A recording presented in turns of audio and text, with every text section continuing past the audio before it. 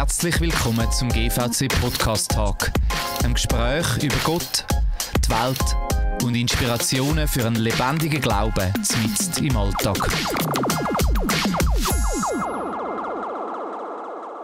Herzlich willkommen zu einer neuen Serie auf dem GVC Podcast Talk. Wir tauchen zusammen in eine neue Phase, und zwar dreht sich in dieser Serie alles ums Thema Heiliger Geist.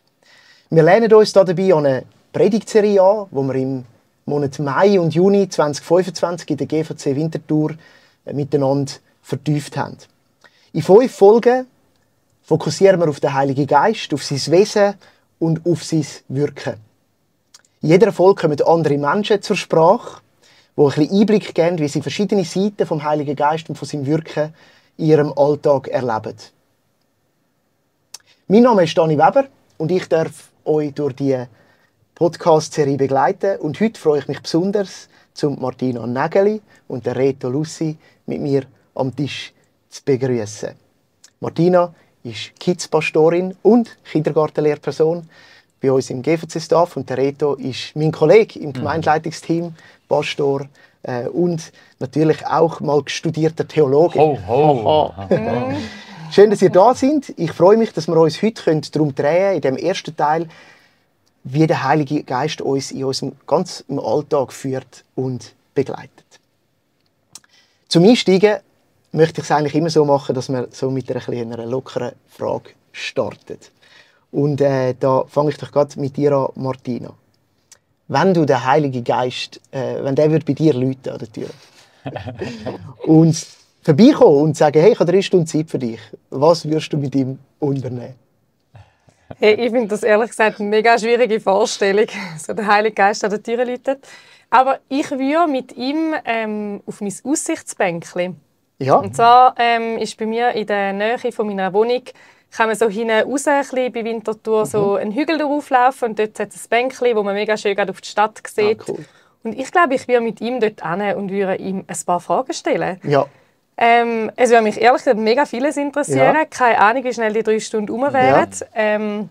Das eine, was mich interessieren würde, ob er Sachen schnell persönlich nimmt. Ja. Weil es gibt ja die Bibelstelle, wo steht, dass man den Heiligen Geist nicht betrüben soll. Ja. Und ich würde da wie mal gerne wissen, nimmt er Sachen schnell persönlich, wenn ich ihn jetzt mal gerade nicht auf dem Radar habe oder vielleicht versehentlich irgendwie nicht das mache, was er mir eigentlich aufs Herz legt.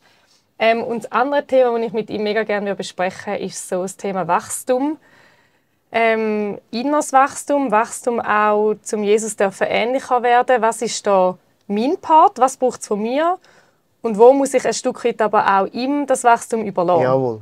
Spannend. Ja, genau. Oder so ein bisschen, ja, was ist mein Part? Wie kann ich ihm Raum geben, dass die Früchte von ihm wachsen dürfen? Weil von denen hätte ich definitiv gerne mehr. Und wo muss ich aber auch loslassen und wie sagen, hey, es ist sein Part, das Wachstum irgendwo durch auch zu schenken. Wie funktioniert das gut miteinander? Cool. Da kann ich vielleicht schon einen kleinen Vorabtipp geben. Wir werden uns genau um diese Fragen auch noch drehen in einer nächsten Folge, wo wir so ein bisschen auf die Frucht vom Geist und wie wir dieser Raum schaffen im Leben auch werden eingehen, mit einem anderen Gast. Aber ich denke, ich hoffe wirklich, wir streifen das auch noch und kommen daran vorbei. Und das sind gute Fragen, ja. Schön. Das Aussichtsbänkchen, ja, das müssen wir einfach wissen, wo das ist. Ja. Oder eben nicht. Oder auch nicht. Das gibt Das ist ja noch ein bisschen. Reto, dir ganz eine andere Frage. Ja. Wenn du den Heiligen Geist einem Kind müsstest beschreiben, und zwar so einfach wie möglich, du weißt, die Aufmerksamkeitsspanne von meinem 4-Jährigen ist so, wenn er tiefe Fragen stellt, vielleicht etwa eine Minute. Das ist aber viel. Ja, genau. Ja, wenn es hochkommt, wie würdest du das machen? Ja, da würde ich eigentlich Martina ins Spiel bringen. Du bist ja Fachperson, Pädagogin. Ja, ich glaube, ich würde probieren, das so simpel zu vereinfachen und zu sagen, hey, das ist Gott mit uns. Und ich meine, das ganze Konzept von dem 3-1 Gott ist ja mega kompliziert.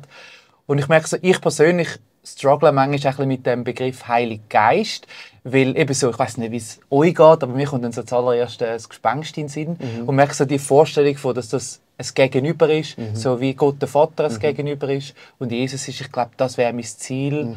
Und dann eben müssen wir vielleicht schauen, ob es irgendeinen Anknüpfungspunkt gibt jetzt irgendwie. Also weißt, woher kommt die Frage? Hat man es irgendwie in der Bibel davon gehabt oder man erzählt hat. Oder irgendwie so. Ja.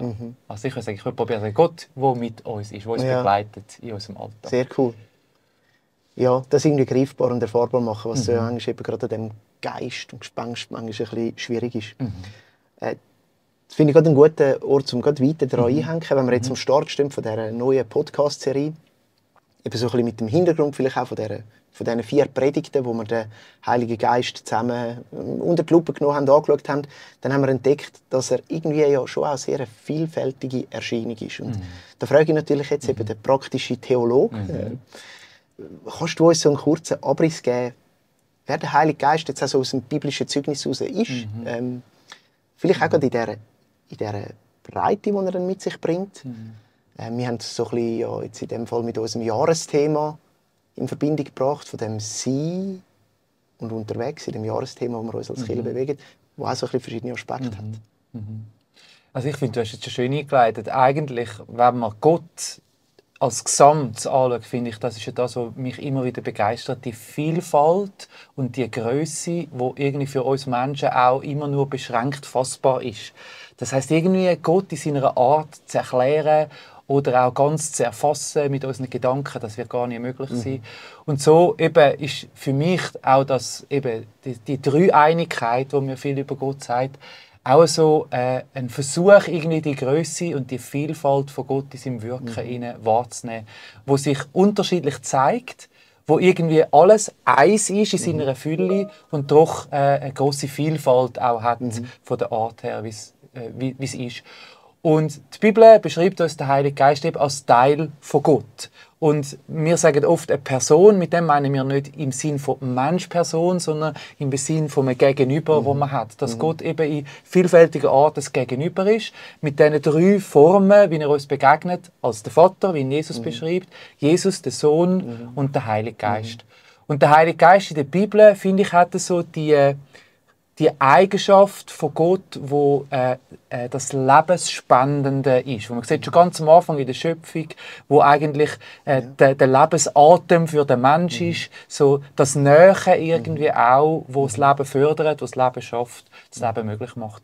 Und dann im Verlauf so vom Alten Testament sehen wir, wie eben Menschen auch erfahren haben, dass der Heilige Geist irgendwie gegenwärtig ist, auf sie kommt, sie erfüllt, das wird unterschiedlich beschrieben, wo sie dann auch befähigt hat für ihre Rolle, die sie haben, eine Aufgabe, die sie haben, die Gott ihnen vielleicht zugetragen hat, die ganz unterschiedlich sein kann.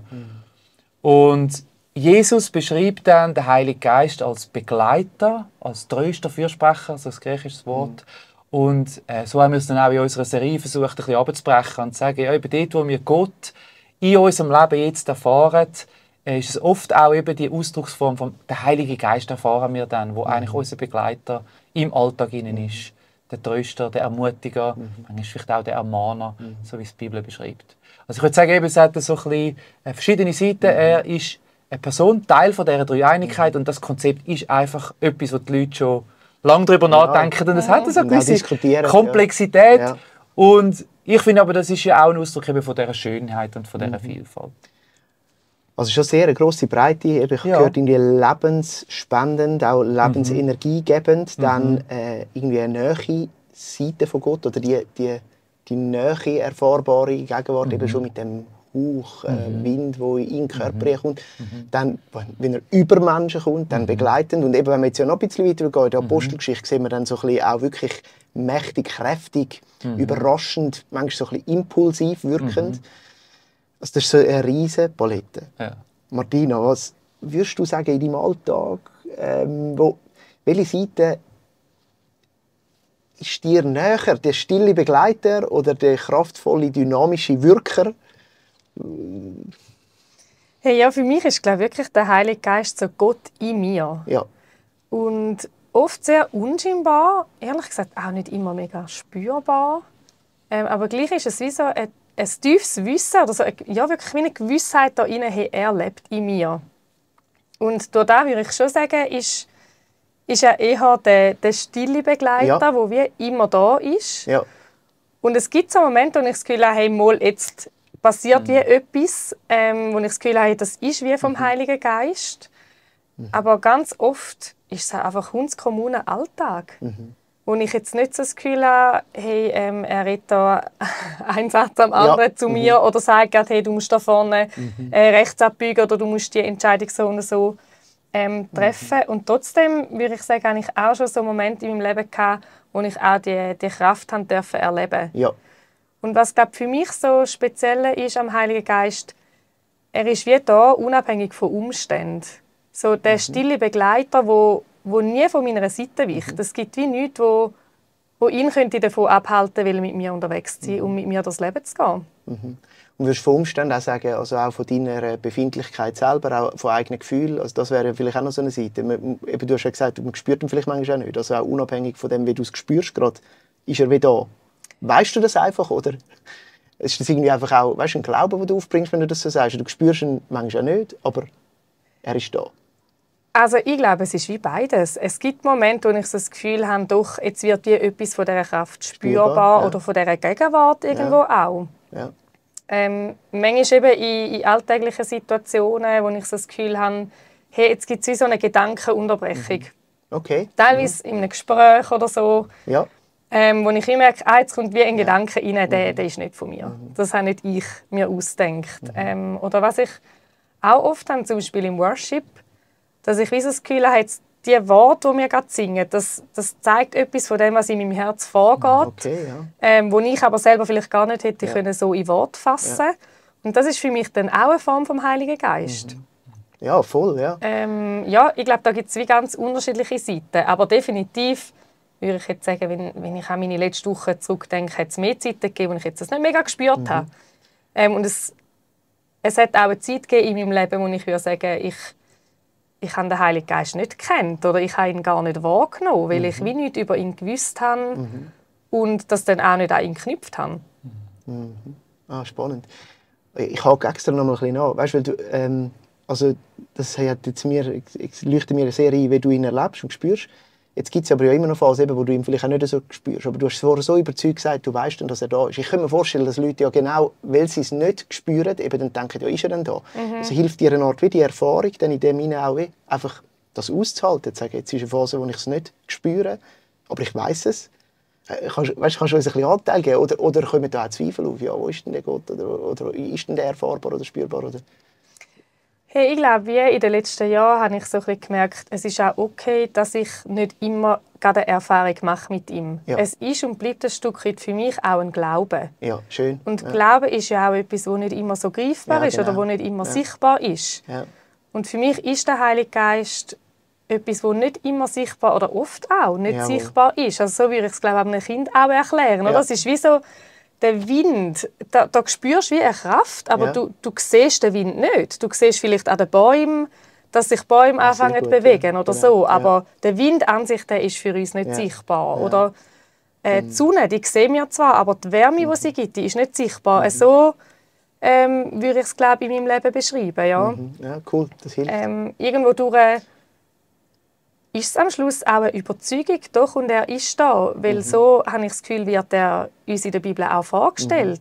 Wenn ich mir überlege, die Dreieinigkeit, ich finde das auch immer so mega schwierig zu fassen. Aber in meinem Bild ist es wie so, Gott ist wie über mir, Jesus ist neben mir und der Heilige Geist ist in mir. Und das ist nicht abhängig von meinem Verhalten. Ich kann wie schauen, gebe ich dem Raum, bete ich ihn, kann ich ihn wahrnehmen, auch im Alltag. Da bete ich manchmal auch, hey, zeig mir, wo du dran bist. Oder ich lade ihn ein und sage, hey, führe mich durch den Tag durch, nimm du Raum in meinem Herz, in meinen Gedanken, in meinen Emotionen. Also wie so das Ganzheitliche. Ja. Und dann aber auch der Teil vom Glauben, von dieser sich stellen auf die Zusage, dass der Gott bei uns ist. Ja. Auch, eben unabhängig von den Umständen oder auch von der Empfindung, die man gerade hat. Oder, mega schön, ja, das hilft. Mir ist auch noch so ein bisschen durch den Kopf, dass das ja auch eine Form vom Wirken vom Heiligen Geist ist, die innere Gewissheit. Eben, du hast das auch so ein bisschen geschrieben. Und es ist wie vielleicht auch ein Geschenk, das man manchmal empfängt, das man auch nicht so beschreiben kann. Sagen, es gibt jetzt nicht 10 Gründe, die ich aufzählen kann und sagen, darum bin ich innerlich irgendwie ruhig über dem und habe irgendwie auch eine Gelassenheit und eine Sicherheit. Und für mich ist das auch ein Wirken vom Heiligen Geist, eben die Gewissheit, ohne dass es jetzt spektakulär ist, ohne dass es geknüpft ist, auch eine direkte, jetzt sagen wir, emotionale Erfahrung oder so, sondern mehr vielleicht eben so eine Form von dem inneren Frieden, von dieser Ruhe, von dieser Sicherheit, wo irgendwie eben der Glaube ja auch ein Überzeugtsein ist, wo irgendwie geschenkt ist im Herz drin. Ja. Ja, das ist mir noch so ein bisschen durch den Kopf. Und ich glaube, es gibt auch viele Leute, die das so empfinden. Die sagen, ja, ich kann das auch nicht genau sagen, wieso. Es ist so, einfach innerlich, ich weiss es irgendwie, genau. So tief drin bin ich gewiss. Nicht immer, nicht 100%, aber es ist wie so eine Form vom Wirken vom Heiligen Geist. Eben, Reto, du hast schon in dem Anfangs, in dieser Auslegung gesagt, im Johannesevangelium wird uns der Heilige Geist als von Jesus vorgestellt und so eigentlich immer ein bisschen umschrieben, weil es wird nie gesagt, das ist der Heilige Geist, er wird anders genannt und dort ist eben das Wort dahinter der Paraklet, das heißt Für- und der Zusprecher mal in erster Linie, aber wenn man die Bedeutungsfülle anschaut, ist die mega vielfältig. Kannst du uns die ein bisschen erläutern, was das alles beinhaltet und wie das alles genannt wird und eben, es wird auch an verschiedenen Orten verschiedentlich übersetzt. Dann, genau. Ja, ich glaube, das ist ja oft so, eben im Übersetzen auch vom einen in eine andere Sprache, dass man merkt, ja, da ist ja mehr als jetzt einfach ein Begriff oder ein Wort, sondern es steckt ein Gedanke dahinter oder eine Idee. Und wenn Jesus da den Paraklet meint, dann würde ich sagen, eben, früher hat man vielleicht eher ein bisschen vom Tröster geredet, oder, wo so der Anteil ist. Oder eben Begleiter haben wir jetzt gesagt. Es kann auch so ein bisschen mehr eine juristische Note haben, so der Anwalt oder der Fürsprecher, der an meiner Seite ist oder wo für mich irgendwie ist. Das sind so Aspekte von dem Wort. Und jetzt ist es immer ja schwierig, dann muss man wahrscheinlich aus dem Kontext von dieser Stelle versuchen, jetzt herauszufinden, ja, wie liegt jetzt die Betonung oder in dieser Bedeutungsvielfalt, was ist da vielleicht eine Facette, die stark zum Tragen kommt. Und mich dunkt so in der Abschiedsrede von Jesus, ist ja, also man muss sich so hineinversetzen, die Jünger sind jetzt mit Jesus unterwegs gewesen, jetzt kündet er an, dass er weggeht. Das löst ja eine innere Spannung irgendwie so aus. Für sich vielleicht Angst davor, auf sich allein gestellt zu sein, überfordert mit dieser Situation. Und Jesus hat dann noch so ein bisschen, ich sage jetzt mal, eine Frechheit, um zu sagen, ja, es ist besser, wenn ich gehe. Und wir denken vielleicht so, also, ich fände es eigentlich cool, ich könnte das, was ich jetzt habe, täuschen. Also, die Erfahrung vom Heiligen Geist, die manchmal nicht so fassbar ist, durch das Jesus ist mir gegenüber. Und gleich hat Jesus gesagt, es ist besser, wenn ich gehe. Und spricht ihnen dann das zu. Und ich denke, es soll dort eine Form von Ermutigung sein, hey, ihr seid nicht allein in dem hinein, wo meine Gedanken über eurem Leben sind und über dem, wie die Jesus-Bewegung soll weitergehen, wie dein Leben soll weitergehen. Gott ist bei dir. Ich bin in einer anderen Form, oder wir als Gott sind in einer anderen Form bei dir, in die neue Phase. Ja. Jetzt, wenn die Zusage auch für uns ja gilt, wir sind irgendwie in dieser Tradition von den Nachfolgern von Christus oder von den ersten Jüngern unterwegs. Also, wie erlebst du das konkret in deinem Alltag? Hast du ein Beispiel, wie du eben diese Begleitung jetzt erlebst? Schön gefunden bei dir, wie das manchmal so eine Übersetzungsarbeit ist von etwas, was du im Herzen hast. Wie würdest du das sagen? Ich glaube auch, das kann extrem vielfältig sein. Für mich eben kann das schon so angetönt sein, eine Art von Gedankenblitz oder Ideen, würde man vielleicht sagen, die irgendwie nicht so in das normale Schema passen. Ja. Und man irgendwie merkt sich, das ist jetzt irgendwie von irgendwoher gekommen. Und jemand anderes würde das vielleicht dann anders beschreiben, aber für mich ist das schon so eine Form, wie ich dann das wahrnehme. Oder manchmal auch, dass wie so etwas an Bedeutung oder Gewicht gewinnt. Also nehmen wir euch etwas in der Bibel und ich merke irgendwie plötzlich so, hey, das macht Sinn oder ich kann das wie übersetzen in meine Realität. Ich merke so, hey, das trifft mich jetzt und dann löst das ja in einem etwas aus. Eben zum Beispiel Trost ist so ein Gefühl. Das ist ja eigentlich auch etwas Spezielles, dass man irgendwie so einen Text liest, wo irgendetwas steht, dann den biblischen Text und nachher innerlich irgendwie sich etwas entspannt, irgendwie eine Sicherheit reinkommt, eine Hoffnung, eine Perspektive reinkommt. Und für mich ist das Wirken vom Heiligen Geist, wo manchmal wie etwas an Bedeutung oder an Gewicht in meinem Leben hineinbekommt. Das sind so Aspekte. Wäre das eine Art Offenbarungskraft, also eben etwas, das einem aufgeht und die Augen öffnet, zum Beispiel in der Bibel oder zum Beispiel durch einen Gedanken. Genau. Ich versuche, manchmal klingt es vielleicht ein bisschen lustig, wenn ich es beschreibe, ich versuche ein bisschen die klassischen christlichen Begriffe zu umschiffen, weil man ja oft eine Vorstellung hat und jetzt geht so eben auch Offenbarung, ich finde, es ist eigentlich ein super Wort, das das beschreibt, aber jeder verbindet ja dann gerade ein bisschen etwas. Darum also ich ich weiss schon, was du meinst, aber eben darum auch, genau, wie wir ein bisschen dran sind, sagen, ja, ich glaube, manchmal ist es das, wie ich es jetzt erfahre, ich versuche es zu beschreiben, so, ich würde sagen, ja, man könnte, es wäre ein treffendes Buch, also augenöffnend oder eben, vielleicht auch, wo einen Bezug hat. Und dann eben kann das sicher auch sein, dass man manchmal, also jetzt ganz konkret, eben, ich etwas mache, etwas dran bin, ein Projekt habe, irgendwie mich vorbereite auf etwas, jetzt, was auch immer das kann sein. Und wir merken so ein bisschen, hey, da irgendwie gelingen mir Sachen besser, als ich es eigentlich kann.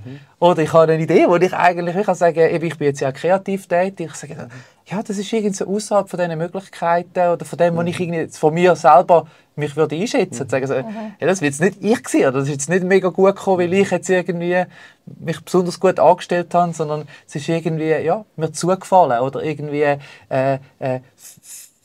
aufgemotzt worden, verbessert worden auf eine Art, die ich nicht erklären kann. Das ist ja so eine Form vom Wirken vom Heiligen Geist, die ich so erlebe. Oder natürlich auch, wenn man dann irgendwie betet und merkt, da passiert jetzt etwas, ja, wo man irgendwie selber nicht im Griff hat. Ja. Oder einen Gedanken, den man vielleicht zu einer anderen Person hat. Das sind schon so Sachen, die ich dann erlebt habe. Ja. Aber eben, es ist unspektakulär. Darum versuche ich es genau. Auch schön, nicht so fromm zum Schreiben, damit es irgendwie nahbar wird. Und manchmal finde ich, ist es vielleicht auch an einem Ort, wo man dann, ja, jemand anderes würde das vielleicht anders benennen und sagen, ich kenne das auch, nichts mit dem Heiligen Geist zu tun. Oder so. Mag sein, ich weiss es auch nicht. Eben, es ist manchmal vielleicht auch so in einer Sphäre, wo es nicht ganz so dann fassbar ist. Also da würde ich gerne auch noch ein bisschen eintauchen. Ich habe mir so überlegt, eben, man sagt, man redet davon, dass er einen führt und leitet und dann kommt ja sofort, ja, also da muss irgendeine Kommunikation geschehen. Und jetzt habe ich von euch beiden auch gehört, das ist irgendwie auch ein Innerer, etwas Innerliches. Eben, das ist auf der Ebene von Gedanken, eben manchmal vielleicht sogar emotional. Und darum auch ein bisschen provokant gefragt. Oder? So wie wir dann noch darüber reden, ja, er führt uns, müssen wir sagen, ja, hören wir dann einfach immer seine Stimme. Jetzt, ich weiss es nicht. Hat jemand von euch das schon mal so ganz, auch weißt, so gehört, dass er einem etwas sagt? Oder ist es wirklich eher auf dieser Ebene, wo es so ein bisschen tiefergründig ist? Was ich auch hilfreich fände für die Leute, zu sagen, ja, ich meine, ich habe das wahrscheinlich auch in meinem Leben. Es muss nicht immer sein, so mega krass, jetzt habe ich gerade die Stimme von Gott gehört. Auch wenn ich glaube und auch schon Berichte gehört habe, wo Menschen das so wahrgenommen haben. Also haben ihr gerade Beispiele, oder dass man ihn sieht? Das wäre auch noch schön. Das hast du schon ein bisschen gesagt. Das ist halt nicht so die sichtbare Seite, oder? Ich glaube, es ist schon mega individuell. Und ich hätte ehrlich gesagt manchmal gern, dass ich da einfach zum Beispiel den Brief im Briefkasten hätte, wo drin steht, entscheide dich für das oder mach das. Aber ich glaube, das ist doch am Schluss auch nicht das Wissen vom Heiligen Geist. Er drückt uns ja nicht etwas auf. Und ich würde für mich jetzt sagen, es ist viel mehr die innere Stimme oder eben eine innere Gewissheit teilweise, aber auch viel Unsicherheit. Ja. Wo ich irgendwo auch muss sagen, hey, er hat uns versprochen, dass er mit uns ist. Ja. Und auch wenn ich es manchmal vielleicht nicht genau spüre oder nicht genau weiss, heisst nicht, dass ich nichts machen soll.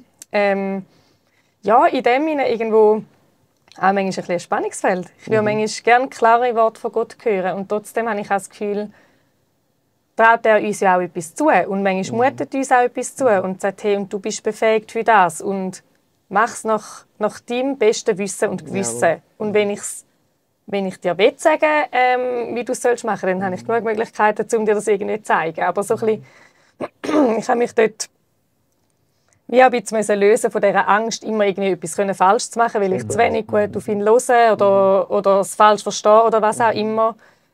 Da habe ich, glaube ich, auch ein bisschen eine Gelassenheit bekommen.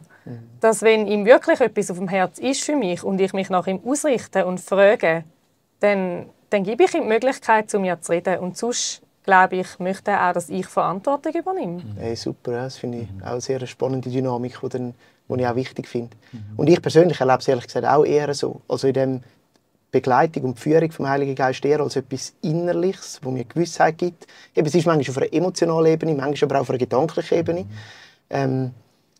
Und bin aber tief überzeugt, dass das der Heilige Geist ist. Und ich finde das auch schön, wenn das auch irgendwie so gesehen werden kann. Und ja, dort ist dann an dieser Schnittfläche zu das andere Menschen vielleicht sagen, ja, ich habe auch Intuition zum Beispiel oder eben einen Gedankenblitz oder Karma oder wenn die Leute dem halt auch manchmal sagen. Aber ich bin tief überzeugt, es kommt von dem Schöpfergott, der auch in eine Verbindung mit uns treten will. Es versprochen hat, Jesus gesagt hat, jemand wird bei uns sein und euch darin leiten und begleiten. Das finde ich mega schön. ich finde, manchmal ist die Grenze ja auch sehr fließend zwischen, habe ich jetzt das akustisch gehört oder nicht? Weil, also was ist akustisch hören? Es ist ja auch ein Prozess, wo ich irgendwie etwas wahrnehme und interpretiere. Darum, manchmal fühlt es sich für mich so an, da ist ein Wort so präsent, also es kann völlig zusammenhangslos sein. Und es ist so präsent. Habe ich jetzt das gehört? Also ich würde jetzt nicht sagen, ich habe das akustisch, mechanisch gehört. Aber in mir drin ist es ja gleich so, in meinen Gedanken so präsent. Und dann, eben das ist das, was ich dann auch manchmal spannend finde. Es ist dann manchmal auch fremd, dass ich merke so, das ist nicht jetzt einfach die Lösung so im Sinne von, das ist jetzt der Weg, den du musst gehen, sondern es ist wie so ein Sprungbrett oder so ein Zwischending, wo du dann sagst, so, hey, was hat jetzt das mit dem zu tun? Und dann fängst du an Gedanken machen über das, fängst vielleicht auch an beten oder es begegnet dir irgendwo mal dann plötzlich an einem völlig anderen Kontext, in einem anderen Zusammenhang wieder und dann merkst du so, das heisst das jetzt für mich oder das soll mir das sagen? Darum, ich finde, das ist manchmal ein fließender Übergang. Habe ich jetzt das gehört oder nicht? Ich weiß es nicht. Es ist irgendwie so präsent und real, wie so andere Sachen auch könnten sein, oder?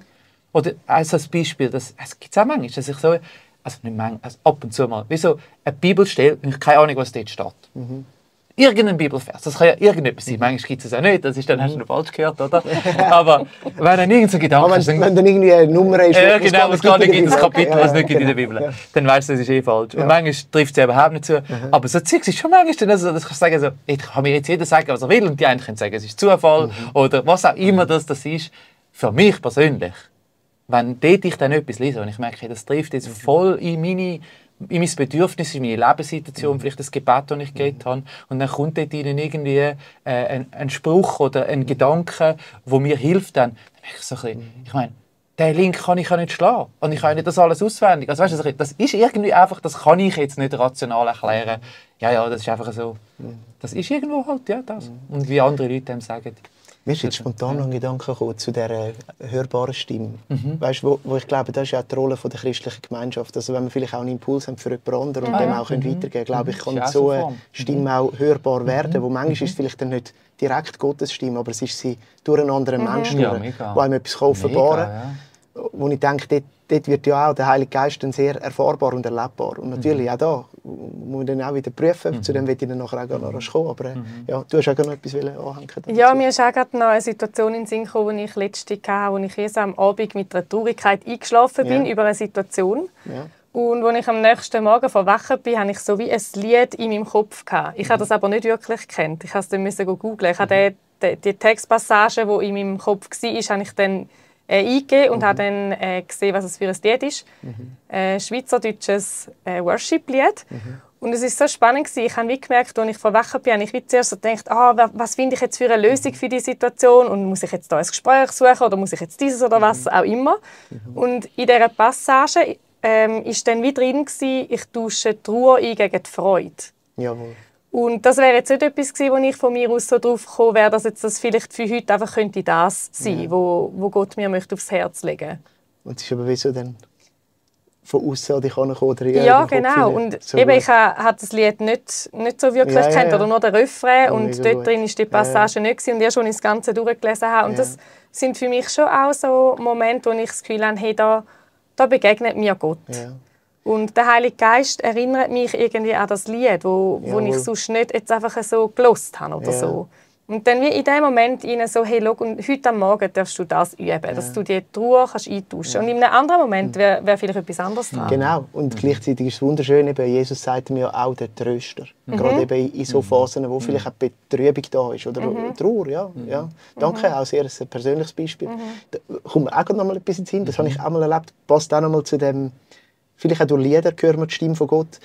Wir haben mal in der Small Group vor einigen Jahren eine Übung gemacht, auf Gottes Stimme zu hören. Und wir haben dann auch so versucht, für uns etwas zu nehmen. Und mir ist auch ein Liedtext in den Sinn gekommen, ich habe den aufgeschrieben. Und zwar ist, glaube ich, wenn ich mich richtig besinne, ist es der Vers von einem Song, also die Strophe.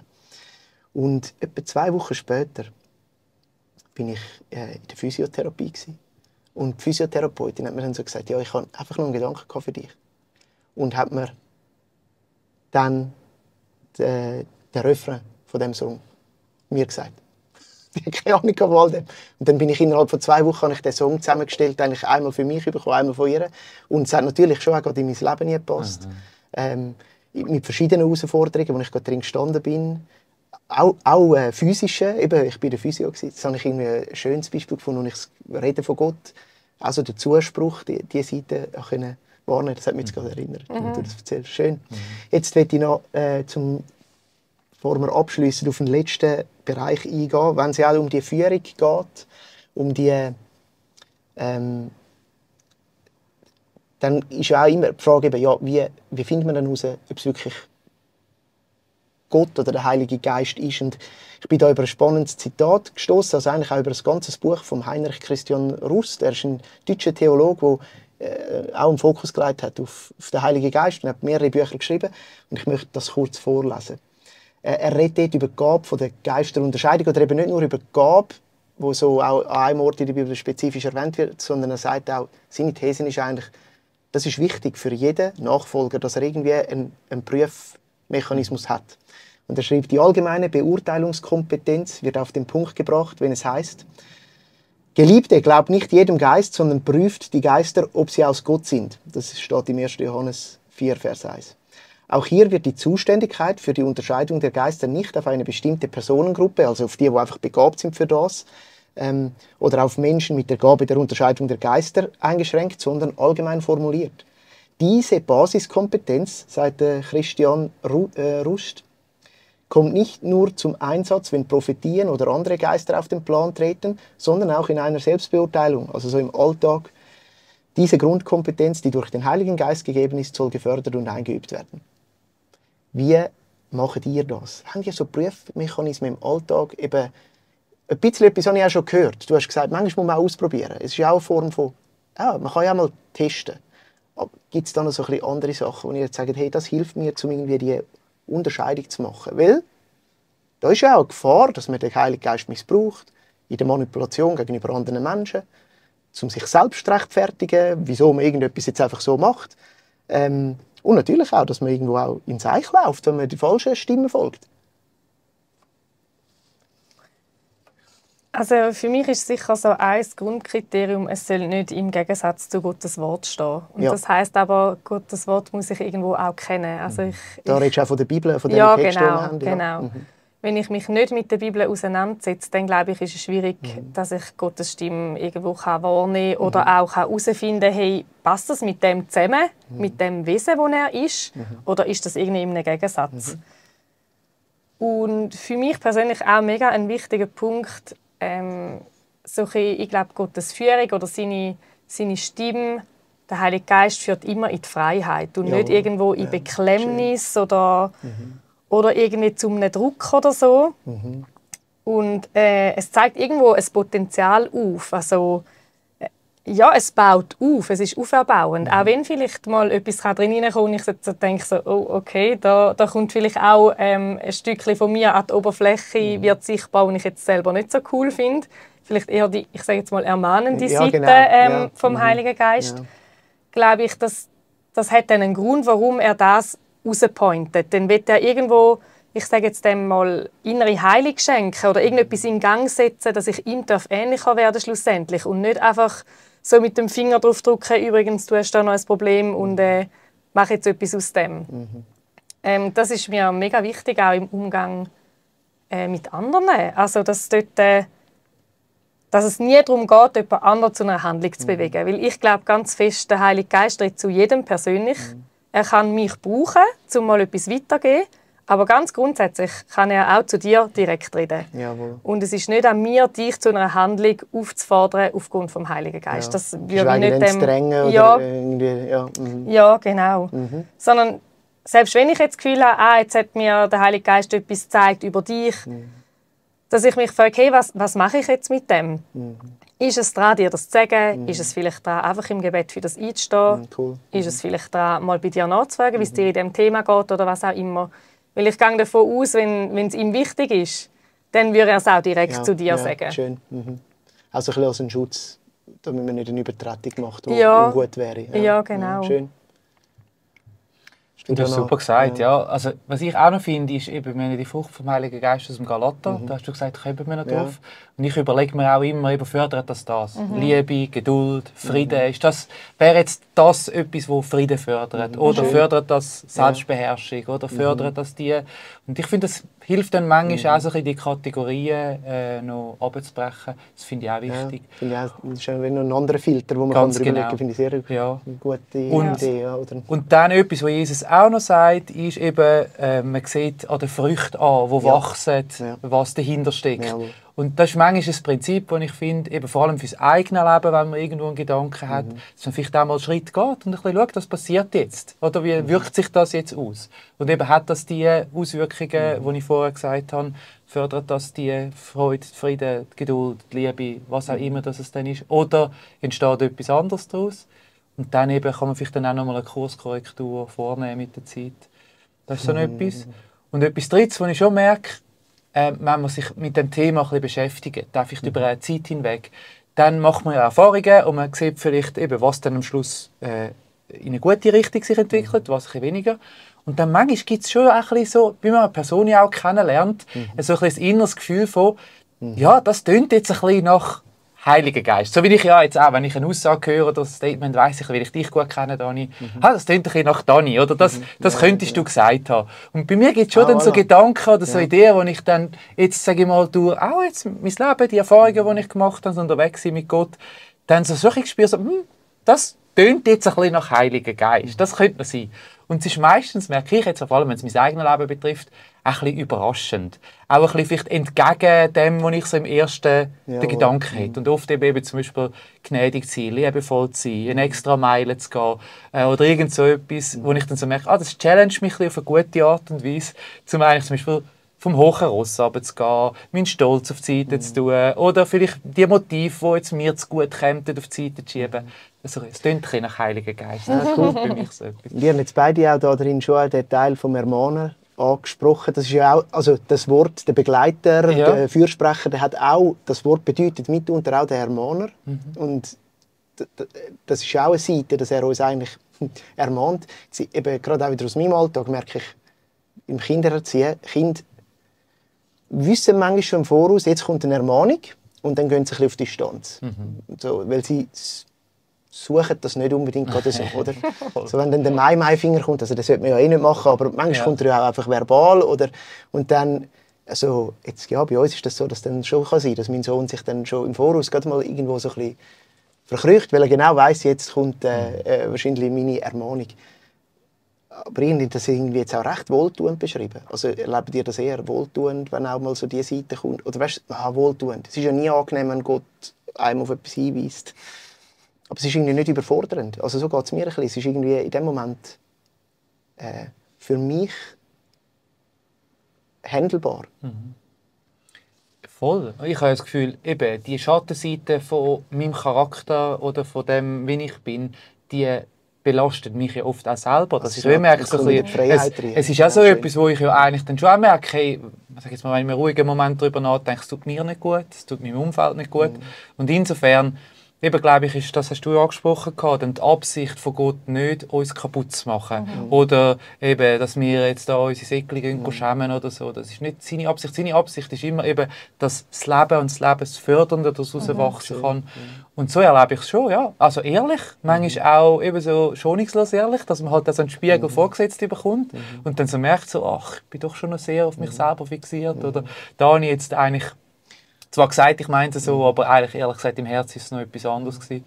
Und das hat dann etwas Heilsames schon auch, eben, dass man irgendwo mit dem auch einen Umgang finden kann. Ja. Ich glaube, für mich ist wieder noch so entscheidend, unter welchen Blick stelle ich mich. Und ich glaube, wenn wir Gottes Annahme und seine Liebe die Basis ist, dass dann der Heilige Geist so etwas aufzeigt, dann ist es irgendwo auch befreiend. Weil ich glaube schon, die Wahrheit führt in die Freiheit. Es ist zwar manchmal in dem Moment unangenehm, aber irgendwie das Wissen, er kennt mich ja durch und durch und er hat es schon gewusst. Auch vielleicht Sachen, die mir manchmal selber nicht bewusst sind. Und es ist wie auf dem Boden von dieser Annahme. Schön, dann glaube ich, ja. Und dann kann wie etwas aus dem wachsen auch. Und dann ist es nicht so, oh shit, jetzt ist da irgendetwas an die Oberfläche gekommen, wo ich mega lange versucht habe zu verstecken und jetzt lehnt mich Gott ab oder so. Sondern es ist der Boden, wo Wachstum auch ermöglicht. Ja, wo einem mega viel Halten gibt, um zu sagen, jetzt kann ich ehrlich werden mit mir selber und jetzt kann ich das konfrontieren, wo ich eben vielleicht selber darunter leide. Das ist schön, ja. Ja, das geht mir schon auch so. Und das ist sicher auch eine Ermutigung, die ich cool finde für unsere Hörerinnen und Hörer. Irgendwie zu sagen, ja, diese Seite, das führt einfach ins Leben und nicht, das ist nicht etwas, wo dann ist, oh, da muss ich eher aufpassen. Lieber nicht zu viel Heiliger Geist, weil dann wird ich noch am Pranger gestellt, oder? Es ist wie auf einer anderen Ebene. Danke vielmals für das Einblick geben. Ja, hey, unsere Zeit neigt sich schon am Ende zu. Jetzt ist es so, dass wir in dieser Podcast-Serie immer möchten am Schluss noch auf Fragen eingehen, die wir gesammelt haben in einer Online-Fragebox. Und heute habe ich gefunden, es passt so ein bisschen zu dem Thema, wenn wir auf die eine eingehen. Und ich finde auch, wir sind schon ein bisschen daran vorbeigekommen.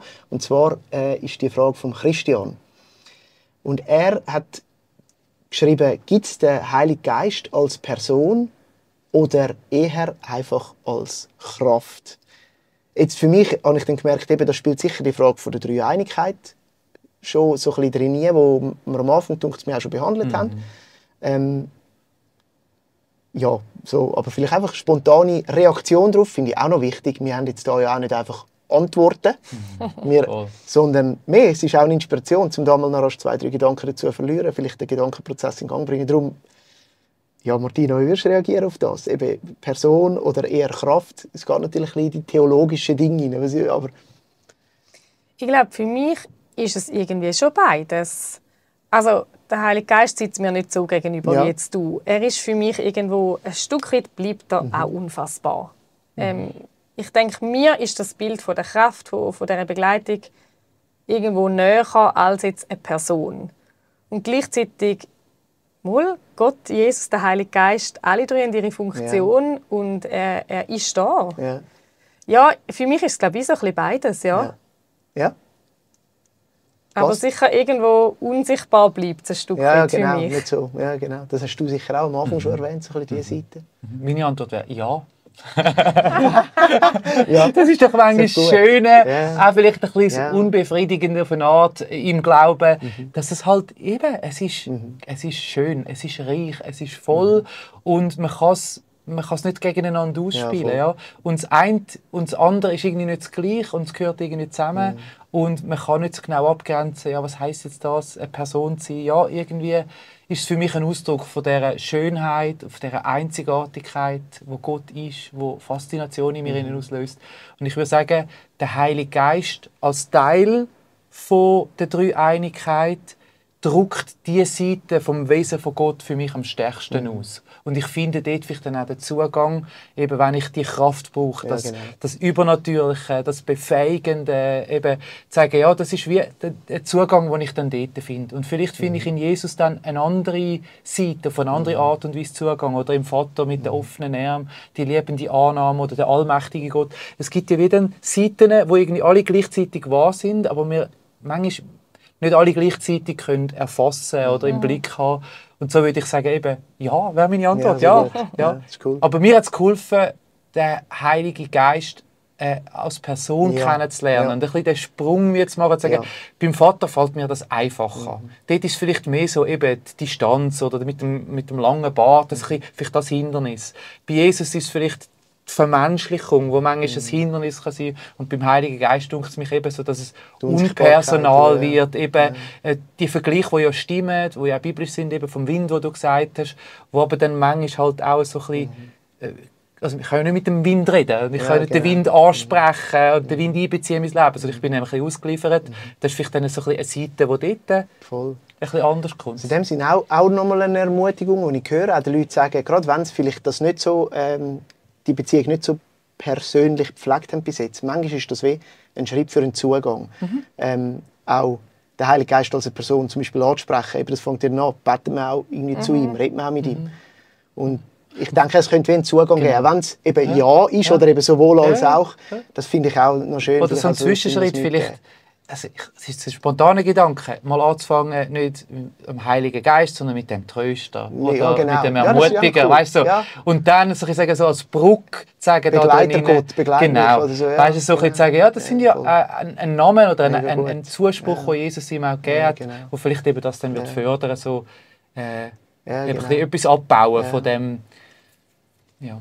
Und ich bin natürlich noch ein bisschen forschen und gesehen, also es ist natürlich so, er ist der Unsichtbare, aber jetzt gerade in der Apostelgeschichte ist es sehr interessant, dort wird er doch etwa wie eine Person in der Geschichte integriert. Das heisst, der Geist hat so und so geführt und er hat das und das gesagt. Und eben, ich glaube darum, das ist wirklich schön und der Zugang so zu Zwischenschritt zu finden, finde ich super. Danke für eure Reaktion auf die Frage und ich hoffe, Christian und anderen gibt es auch Stoff zum Weiterdenken. Hey ja, jetzt sind wir schon am Schluss von dem ersten Teil. Und ich möchte euch Danke sagen fürs Mitreden, auch fürs Anteil geben persönlich, wenn ihr das erfahrt und erlebt.